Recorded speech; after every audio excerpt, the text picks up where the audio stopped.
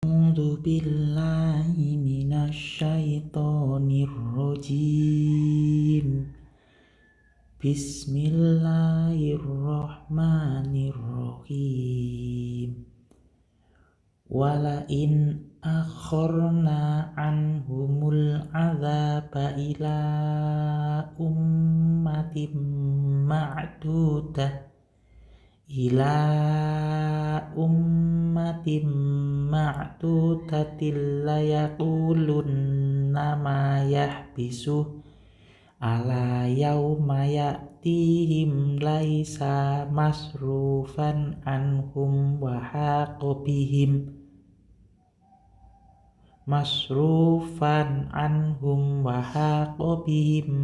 ma kanu bihi yastahzi'un. Sungguh, jika kami tangguhkan azab dari mereka sampai waktu tertentu, niscaya mereka akan berkata, apakah yang menghalanginya? Ketahuilah, ketika datang kepada mereka, azab itu tidaklah dapat dipalingkan dari mereka. Azab itu tidaklah dapat dipalingkan dari mereka. Mereka dikepung oleh azab yang dahulu.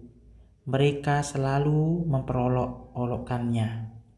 Dari jawaban orang musyrik ini jelas bahwa mereka hanyalah mengikuti adanya kehidupan di dunia saja. Sedang kehidupan yang ada di akhirat mereka dustakan.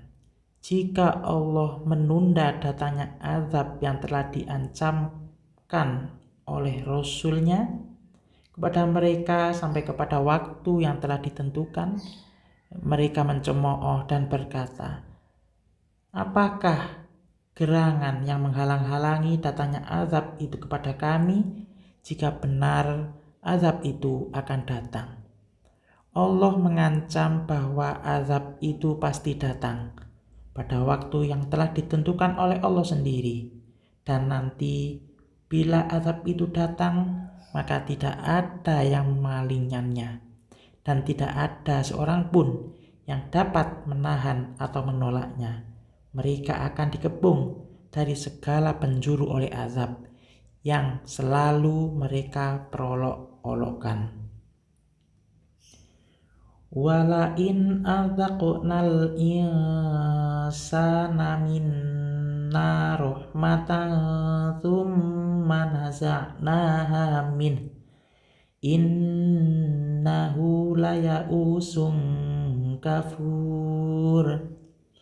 Sungguh, jika kami titipkan kepada manusia suatu rahmat dari kami kemudian kami cabut kembali darinya, sesungguhnya dia menjadi sangat berputus asa, lagi sangat kufur atau terhadap nikmat Allah. Allah menjelaskan, jika Allah memberikan kepada manusia suatu macam nikmat sebagai karunia-Nya seperti kemurahan rezeki, keuntungan dalam perdagangan, kesehatan badan, keamanan dalam negeri, dan anak-anak yang saleh, kemudian Allah mencabut nikmat-nikmat itu, maka manusia segera berubah tabiatnya menjadi orang yang putus asa. Mereka hanya memperlihatkan keingkaran dan tidak lagi menghargai nikmat-nikmat yang masih ada padanya. Di samping putus asa akan hilangnya nikmat itu, mereka juga ingkar kepada nikmat-nikmat yang masih ada padanya.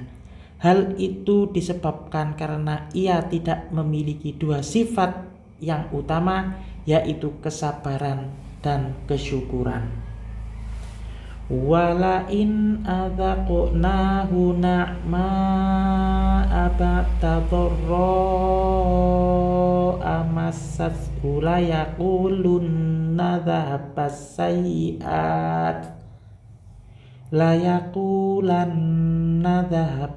sayyi'atu anni innahu lafarikhun fakhur. innahu lafarihun fakhur. Sungguh, jika kami cicipkan kepadanya manusia suatu nikmat, setelah bencana yang menimpanya, niscaya dia akan berkata, telah hilang keburukan itu dariku. Sesungguhnya dia sangat gembira, lagi sangat membanggakan diri. Jika Allah menghindarkan manusia dari kemudorotan yang telah menimpa dirinya, dan menggantinya dengan beberapa kenikmatan seperti sembuh dan sakit, bertambah tenaga dan kekuatan, terlepas dari kesulitan, selamat dari ketakutan, maka ia berkata, telah hilang dariku musibah dan penderitaan yang tidak akan kembali lagi. Musibah dan penderitaan itu tidak lain hanya seperti awan di musim kemarau yang akan segera hilang. Mereka mengucapkan kata-kata yang demikian itu dengan penuh kesombongan dan kebanggaan. Mereka merasa lebih berbahagia dari semua orang yang berada di sekitarnya. Pada dasarnya mereka tidak menerima nikmat-nikmat Allah dengan bersyukur, bahkan sebaliknya mereka bersikap sombong dan takabur. Illalladzina sabaru wa amilus sholihat ulaika lahum maghfiratu wa ajrun kabir. Kecuali orang-orang yang sabar dan beramal saleh, bagi mereka ampunan dan pahala yang besar.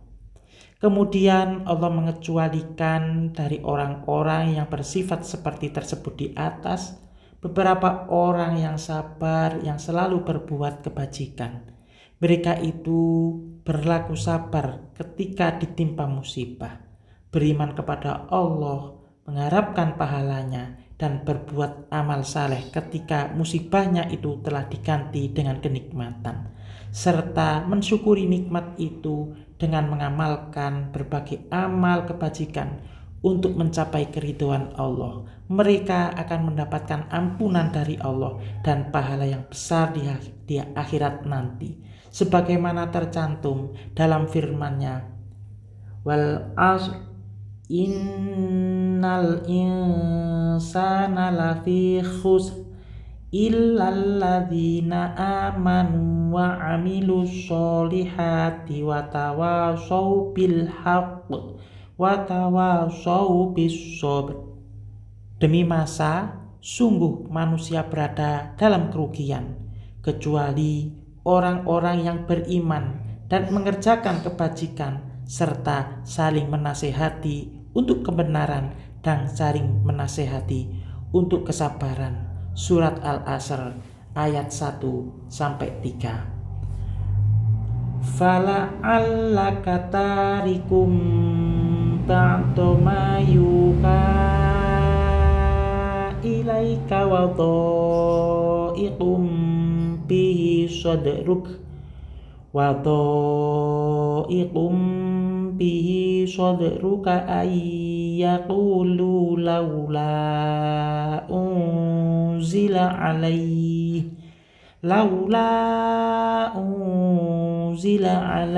kanzun aw jaa ma'ahu malak innama anta nadhir wallahu ala kulli syai'in wakil. Boleh jadi engkau Nabi Muhammad hendak meninggalkan sebagian dari apa yang diwahyukan kepadamu, dan dadamu menjadi sempit karena takut mereka mengatakan, mengapa tidak diturunkan kepadanya harta atau kekayaan atau datang malaikat bersamanya? Mengapa tidak diturunkan kepadanya harta kekayaan atau datang malaikat bersamanya? Sesungguhnya engkau hanya seorang pemberi peringatan dan Allah adalah pemelihara segala sesuatu. Pada ayat ini Allah Subhanahu wa taala menegur Nabi Muhammad SAW, apakah ia meninggalkan sebagian wahyu yang diturunkan kepadanya Ataukah dadanya menjadi sempit karena ucapan orang-orang musyrik yang meminta tanda bukti atas kerasulannya? Tuntunan atau tuntutan mereka itu ialah jika ia benar-benar nabi, mengapa tidak diturunkan kepadanya harta benda kekayaan? Atau mengapa tidak datang kepadanya beberapa malaikat yang meyakinkan kerasulannya atau yang meyakinkan kerasulannya? Ucapan semacam itu diterangkan pula dalam firman Allah yang diantaranya, wa qalu ma li hadzal rasuli ya'kulut ta'ama wa yamshi wa qalu ma li hadzal rasuli ya'kulut ta'ama wa yamshi fil aswaq laula unzila ilaihi malakun fayakuna ma'ahu nadhira aw yulqa ilaihi kanzun aw takunu lahu jannatu ya'kulu minha. Dan mereka berkata, mengapa Rasul Muhammad ini memakan makanan dan berjalan di pasar-pasar? Mengapa malaikat tidak diturunkan kepadanya agar malaikat itu memberikan peringatan bersama dia? Atau mengapa tidak diturunkan kepadanya harta kekayaan? Atau mengapa tidak ada kebun baginya sehingga dia dapat makan dari hasilnya? Surat Al-Furqan ayat 7-8. Ucapan yang semacam itu yang berisi keingkaran dan cemoohan yang menimbulkan kesempitan dada pada orang yang dihadapinya juga dialami oleh Nabi Muhammad sendiri. Pada awalnya dikhawatirkan beliau akan terpengaruh oleh ucapan-ucapan semacam itu, sehingga beliau akan meninggalkan sebagian wahyu yang telah diwahyukan kepadanya. Akan tetapi Nabi Muhammad terpelihara dari tindakan seperti itu dan beliau tetap konsekuen melaksanakan risalahnya dengan sempurna sesuai firman Allah. Walaula ansabbatnaka laqad kita tarukanu ilaihim syai'an qalila. Dan sekiranya kami tidak memperteguh hatimu, niscaya engkau hampir saja condong sedikit kepada mereka. Surat Al-Isra 74. Demikian pula firman Allah, fala'allaka bakhi'un nafsaka ala atharihim illam yu'minu bihadzal hadithi asafa. Maka barangkali engkau, Muhammad, akan mencelakakan dirimu karena bersedih hati setelah mereka berpaling, sekiranya mereka tidak beriman kepada keterangan ini, yaitu Al-Quran. Surat Al-Qaf 6. Allah menjelaskan bahwa kedudukan Rasul hanyalah sebagai seorang pemberi peringatan, dan tugas beliau hanya sekedar menyampaikan perintah Allah kepada umatnya. Di akhir ayat Allah menyatakan bahwa Dia selalu memelihara segala urusan hambanya. Am yaqulu naftaroh qul fa'tu bi asyri suwarim mithlihi muftaroyati wad'u man istata'tum min dunillahi in kuntum shadiqin. Bahkan apakah mereka mengatakan dia Nabi Muhammad telah membuat-buat Al-Quran itu? Katakanlah, kalau demikian datangkanlah 10 surat semisal dengannya Al-Quran yang dibuat-buat dan ajaklah siapa saja yang kamu sanggup mengundangnya selain Allah jika kamu orang-orang yang beriman. Orang-orang kafir Mekah menuduh bahwa Nabi Muhammad itu telah menciptakan Al-Quran. Mereka menuduh bahwa Al-Quran itu bukan wahyu dari Allah, akan tetapi semata-mata buatan Nabi Muhammad belaka.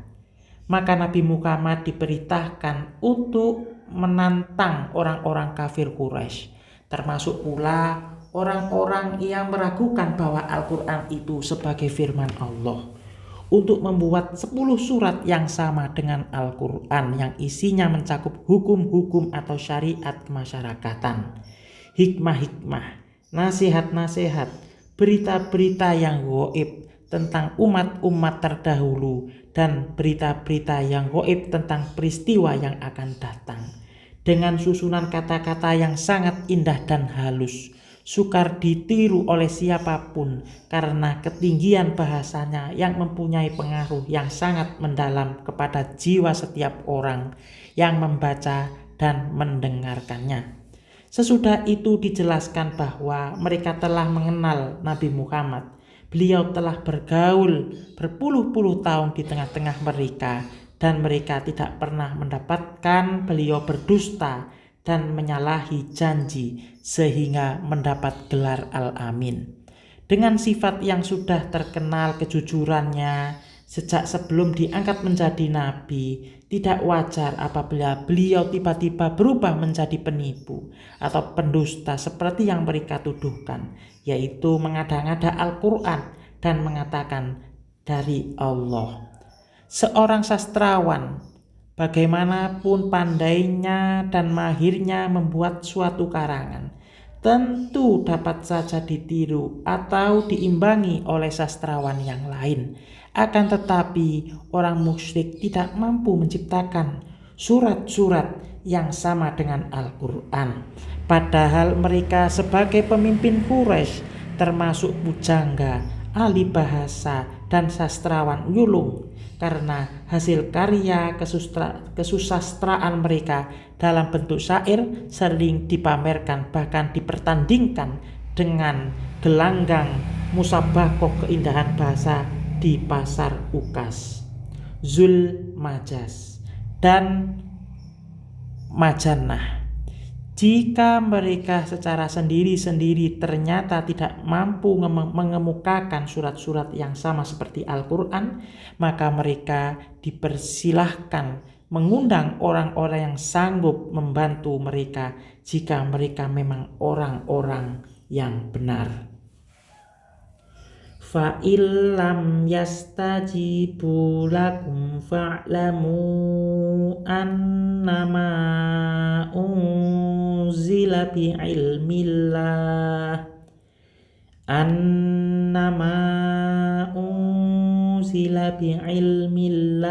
wa alla ilaha illahu fahal antum muslimun. Jika mereka tidak memenuhi ajakanmu, katakanlah, ketahuilah sesungguhnya ia Al-Quran itu diturunkan dengan ilmu Allah, dan ketahuilah pula bahwa tidak ada Tuhan kecuali Dia. Apakah kamu mau bersedih diri? Apakah kamu mau berserah diri masuk Islam? Ayat ini menjelaskan bahwa jika orang musyrik tidak mampu memenuhi tantangan Rasul, padahal mereka itu ahli bahasa dan ahli sastra yang ulung, maka ketahuilah bahwasanya Al-Quran itu bukan buatan Nabi Muhammad, tetapi semata-mata diturunkan oleh Allah atas kehendaknya, supaya disampaikan oleh Nabi Muhammad kepada sekalian umatnya. Ketahuilah pula bahwa tidak ada Tuhan yang wajib disembah dengan sebenarnya melainkan Dia, sebab hanya Allah yang mengetahui segala perkara yang gaib, yang tidak mempunyai tandingan atau sekutu dalam melaksanakan kekuasaannya. Di akhir ayat Allah memerintahkan agar mereka berserah diri kepada Allah setelah mereka mengetahui bukti yang sangat kuat itu, dan agar mereka menerima Islam sebagai agama. Man kana yuridul hayatat dunya wa zinataha nuwaffi ilaihim wa zinataha nuwaffi ilaihim a'malahum fiha wa hum fiha la yubkhasun. Siapa yang menghendaki kehidupan dunia dan perhiasannya, pasti kami berikan kepada mereka balasan perbuatan mereka di dalamnya dengan sempurna, dan mereka di dunia tidak akan dirugikan. Barang siapa yang menginginkan kesenangan hidup di dunia seperti makanan, minuman, perhiasan, pakaian, perabotan rumah tangga, binatang ternak, dan anak-anak tanpa pengadaan persiapan untuk kehidupan di akhirat, seperti beramal kebajikan, membersihkan diri dari berbagai sifat yang tercela, maka Allah akan memberikan kepada mereka apa yang mereka inginkan sesuai dengan sunatullah atau ketentuan Allah. Dia tidak akan mengurangi sedikit pun dari hasil usaha mereka itu. Karena itu, memperoleh rezeki tersebut terkait dengan usaha seseorang. Hasil usaha mereka di dunia itu tergantung kepada usaha mereka dan sunatullah dalam kehidupan. Sedang amal-amalan akhirat, balasannya ditentukan oleh Allah Ta'ala sendiri, tanpa perantara seorang pun.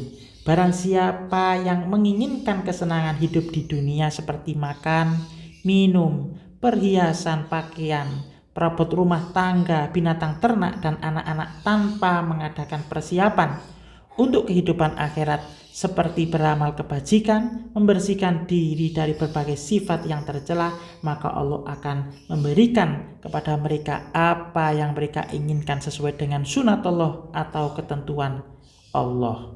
Dia tidak akan mengurangi sedikit pun dari hasil usaha mereka itu. Karena itu, memperoleh rezeki tersebut terkait dengan usaha seseorang. Hasil usaha mereka di dunia itu tergantung kepada usaha mereka dan sunatullah dalam kehidupan. Sedangkan amal-amal akhirat, balasannya ditentukan oleh Allah Ta'ala sendiri tanpa perantara seorang pun. Ulaika alladzina laisa lahum fil akhirati illan nar wa habita ma sana'u fiha wa batilum ma kanu ya'malun. Mereka itulah orang-orang yang tidak memperoleh sesuatu di akhirat kecuali neraka. Sia-sialah apa yang telah mereka usahakan di dunia, dan batalah apa yang dahulu selalu mereka kerjakan. Orang-orang yang amalnya hanya diniatkan sekedar mencapai kebahagiaan hidup di dunia dan tidak diniatkan sebagai persiapan untuk menghadapi akhirat, tidak memperoleh apapun kecuali neraka. Mereka berusaha di dunia bukan karena dorongan iman pada Allah dan bukan untuk membersihkan diri dari dosa dan kejahatan, dan bukan pula untuk mengejar keutamaan dan takwa, akan tetapi semata-mata untuk memenuhi keinginan hawa nafsu sepuas-puasnya. Itulah sebabnya Allah menjadikan apa yang telah mereka kerjakan di dunia sia-sia belaka. Allah berfirman, "Man kana yuridul ajilata ajjalna lahu fiha ma nasya'u liman nuridu thumma ja'alna lahu jahannam yaslaha madhmuman madhura wa man aradal akhirata wa sa'alaha sa'yaha wa huwa mu'minun faulaika kana sa'yuhum mashkura. Barang siapa menghendaki kehidupan sekarang duniawi, maka kami segerakan baginya di dunia ini apa yang kami kehendaki bagi orang yang kami kehendaki. Kemudian kami sediakan baginya di akhirat neraka jahanam dia akan memasukinya dalam keadaan tercela dan terusir. Dan barang siapa menghendaki kehidupan akhirat dan berusaha ke arah itu dengan sungguh-sungguh sedangkan dia beriman, maka mereka itulah orang yang usahanya dibalas dengan baik. Surat Al-Isra 18-19. Allah berfirman, "Man kana yuridu karsal akhirati nazid lahu fi karsih wa man kana yuridu karsat dunya nu'tihi minha wa ma lahu fil akhirati min nasir." Barang siapa menghendaki keuntungan di akhirat, akan kami tambahkan keuntungan itu baginya, dan barang siapa menghendaki keuntungan di dunia, kami berikan kepadanya sebagian darinya, keuntungan dunia, tetapi dia tidak akan mendapat bagian di akhirat. Surat Asy-Syura 20. Afaman kana ala bayyinatin mir rabbihi wa yatsluhu syahidum minhu wa min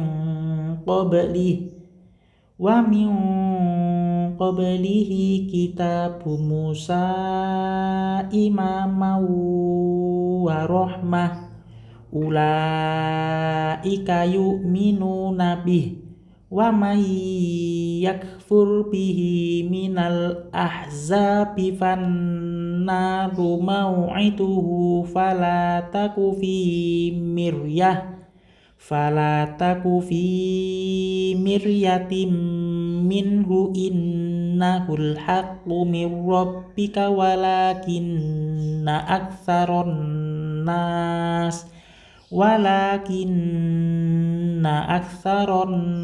nasi la yu'minun.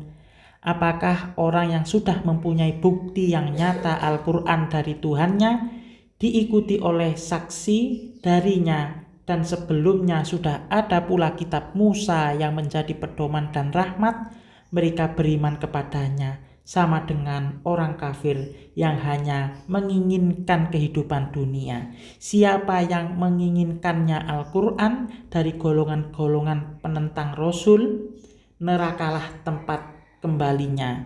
Oleh karena itu, janganlah engkau ragu terhadap Al-Quran. Sesungguhnya Al-Quran itu kebenaran dari Tuhanmu, tetapi kebanyakan manusia tidak beriman. Kemudian Allah menjelaskan bahwa nasib orang-orang kafir yang tersesat itu tidak sama dengan orang-orang yang berada di bawah cahaya yang terang benderang yang datang dari Allah dan dibimbing pula oleh petunjuk-petunjuknya yang membuktikan kebenaran agamanya, yaitu Al-Quran.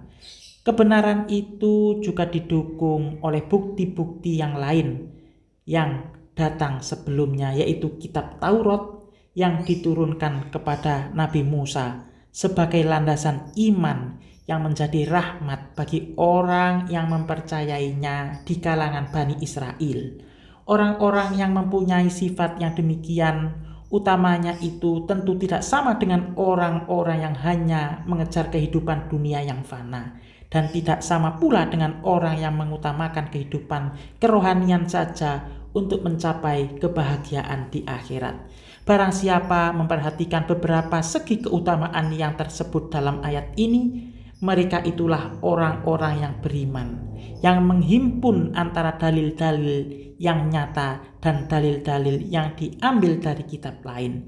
Mereka meyakini bahwa Al-Quran itu bukan buatan Nabi Muhammad, akan tetapi semata-mata wahyu dari firman Allah. Karena itu jangan sampai ada yang meragukan kebenaran Al-Quran. Al-Quran tidak mengandung kebatilan, baik ayat-ayat yang pertama turun hingga yang terakhir. Dia adalah firman Allah yang maha bijaksana dan maha terpuji. Tetapi amat disayangkan bahwa kebanyakan manusia tidak beriman kepadanya. Adapun orang-orang musyrik tidak mau beriman disebabkan oleh kesombongan para pemuka-pemukanya dan karena taklid buta dari pengikut-pengikutnya terhadap ajaran nenek moyang mereka yang sesat. Demikian pula ahli kitab karena suka mengubah agama nabi-nabinya dan mengadakan berbagai macam bid'ah dalam agama. Semoga bermanfaat. Wassalamualaikum.